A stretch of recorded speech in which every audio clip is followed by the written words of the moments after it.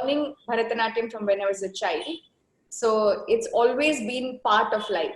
I've never realized or thought about how it affects me or what it does to me or anything of that sort. It's just been part of life since I was a child. Um, the first production that happened with Punya Dance Company called Punya Krishna, I was not part of it because I was pregnant at the time. But I have sat through rehearsals and I have watched everything going on.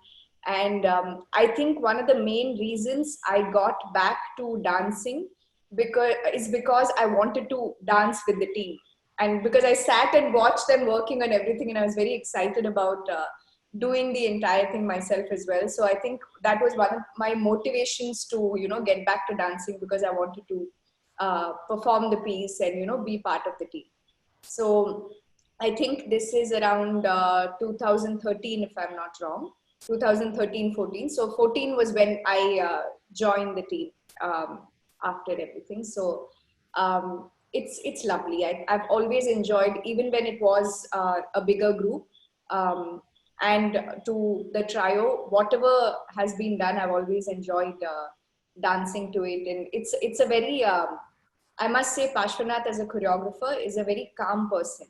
So it is very easy to work with him because of that. It's very enjoyable to, we'd be eating and hungry half the time. And dancing the rest of the time. So it's fun to go for rehearsals, and we can't wait to get back on stage and create more stuff. But hopefully soon.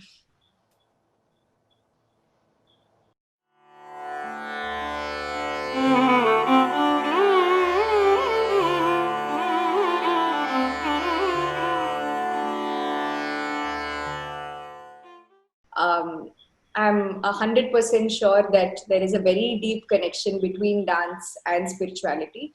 Uh, I don't think I understood it completely because it was always there. So I was born and brought up in a household which is not very religious. It is spiritual. My dad does read a lot of books and tell us a lot of things. We did that was happening growing up, but we were not religious in the sense of we were not going to the temple every week, or we were not lighting the lamp every day. All that was not happening. I didn't have a grandmother staying with me telling me stories, but dance did that to me, where it gave me a direct connection and said you can talk to him yourself. So suddenly I didn't even feel the need. Even when I love going to temples, I think it's beautiful, but to talk to God, it became a medium, in terms of having a personal connection. So I think it takes you to a level where you understand things very differently. Religion, in terms of Nataraja, what you're saying in terms of religion, I think Bharatanatyam as a base, as a grammar, does not have any religion. You can do anything with it. So and this is not just me saying it. If you look at like legendary dancers, like Nattuvanas, like Dandavida Panipillai, in his book has a Shabdam which is on Jesus. He has a Varnam which is on Mother. Bharatiyar has written, songs on nature, on rain. My teacher, I remember when I was a child, doing an entire one-hour production for Christmas, as a Christmas special called Divya Teja, where the entire story of Jesus was shown. I remember her doing Kittur Rani Chennamma, which is a warrior queen. So all these things really didn't have anything to do with religion. It didn't have anything to do with in Hinduism in particular as a religion. But the thing is that the art form grew in temples. It was performed in temples. And the Hindu community does a lot, most practitioners are Hindu. So it just turned out that most of it ended up having deities, or, having songs that we address to gods who are considered to be from the Hindu section of society. But I don't think intrinsically the art has any religion. It is not restricted to any particular religion. And today we have people from all walks of life, all religions learning the art form. So in terms of religion, I don't think it is restricted to one form. And honestly, when Shiva Nataraja created the form, or taught it to Bharata Muni, or whatever had happened at that point of time, we didn't have organized religion. We just had ways of life. We just had different ways in which people lived life. We didn't have organized religion, which had happened much later. So I don't think the form has anything to do with religion as such, but spirituality definitely. And I think uh, I have to also say that not all dancers are spiritual. Um, I don't think everyone gets to the point of understanding the spiritual aspect. I don't think I have understood it completely as well. I might have gotten glimpses here and there. That's about it. But I think it takes a lot of sadhana, a lot of years of understanding the form, and understanding the form without performance attached to it, to understand the spirituality in dance.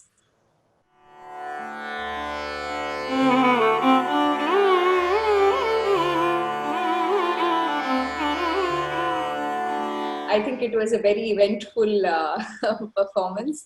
Um, I remember reaching the auditorium. It's a beautiful auditorium, like a huge auditorium, and seeing that there's a screen behind, and realizing that you can't take out the screen. So it started from there, where you couldn't take out the screen, and then we thought, what do we do? And then I remember sitting down with one of the technicians and trying to figure out, Pashwanath was trying to figure out, what do you put behind when we are dancing? And then, someone sitting on lights and trying to explain to him lights. And I think he wanted a different way of explanation. He wanted a different way of uh, mathematical calculation, basically. And unfortunately, all three of us are really bad with math. So I remember sitting and struggling to actually figure out the math of it and writing it down and then giving. And till date, I do not know if I went wrong in writing the math, because the lighting did go wrong somewhere at some point. So I don't know if the technician went wrong or I went wrong in, calculating, which is very much possible considering my abilities in maths. But yeah, so I remember sitting and, writing down all those mathematical calculations, and then even during show, I think something went wrong. So I don't realize a lot of it, honestly. Once show starts, my head is not realizing, but Pashwanath does, because he's very involved. He's doing everything, like he's doing lights, he's doing all these things. So one thing goes wrong and he knows. I have not realized it. I was in my own world dancing. He has realized it, and at some point of time, he's ran to the console, to the light console, and that was the time where me as Sita, I turn back and look at him, and he runs as the deer, and then I show him the deer and I tell him as Rama to go get the deer. And then I turn back and I'm looking at Aditya sitting there as Lakshmana, and I realize he's not there. And then we both just looked at each other for 2 seconds and realized, okay, we have to do something. And then we looked at an imaginary deer and finished that portion. And by the time the next portion where he was involved, he came back and then things were fine. But yeah, it was eventful. And I think these are the things that, make performances memorable, and, how you deal with it. And, I'm pretty sure the audience didn't understand. It's fun to actually, go through all this and manage it in a way that people don't understand. There's something to think about and cherish and laugh about after it gets over. But it was lovely. And honestly, I think we were not sure how Abha would be received, because it's not a very physical performance. It's not like a lot of uh, fast-paced movements or things happening where people can get up and clap. It's something to do with a lot of understanding. So considering it was a foreign audience, we were not sure how much they would understand and how much they would reciprocate. But it was a pleasant surprise to see how much people understood and loved it. So it was great.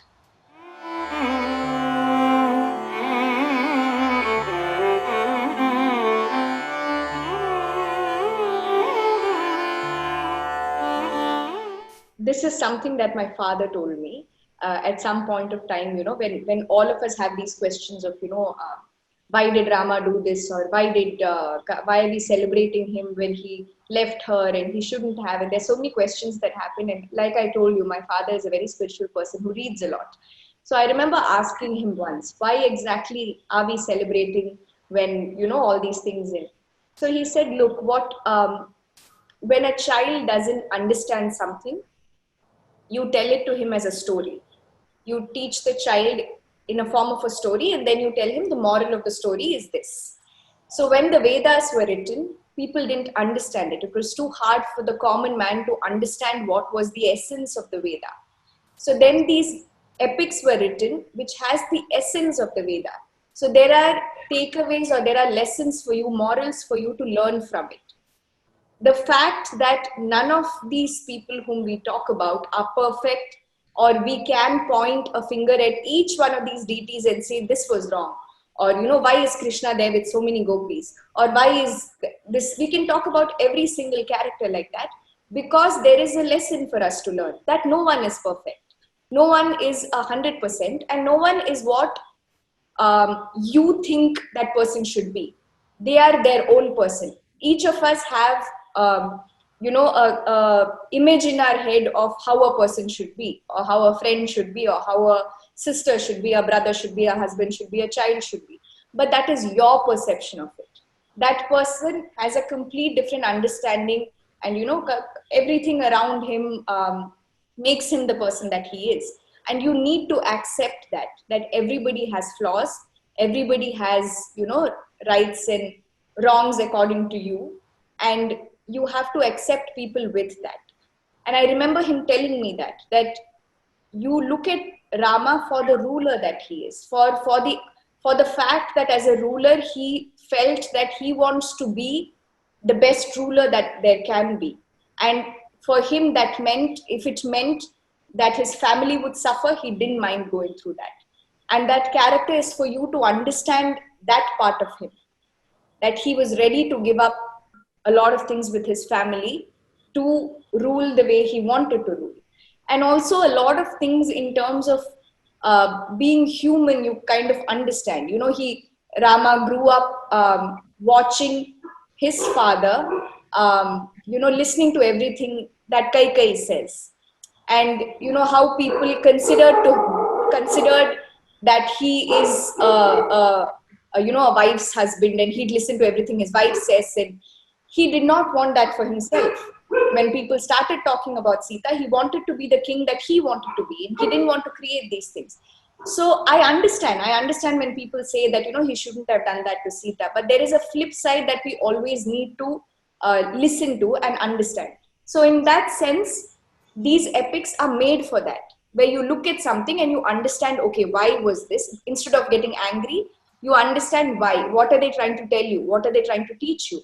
And these lessons are something that will stay forever. Whatever society goes through, whatever changes in society 20 years, 50 years from now, these lessons will always stay valid, because they are about humans, they're about emotions, and those things are never going to change. So I think time immemorial, these epics will still can still be used to teach things like this, and it will always stay relevant if you look at it the right way. The problem is it's easy to look at it the wrong way and then get angry about it and offended about it, and get worked up about it. You look at it the right way, or the way that makes you understand why they have written it. I think there shouldn't be um, any doubt that it is something that will always be there to teach the generations about a lot of things.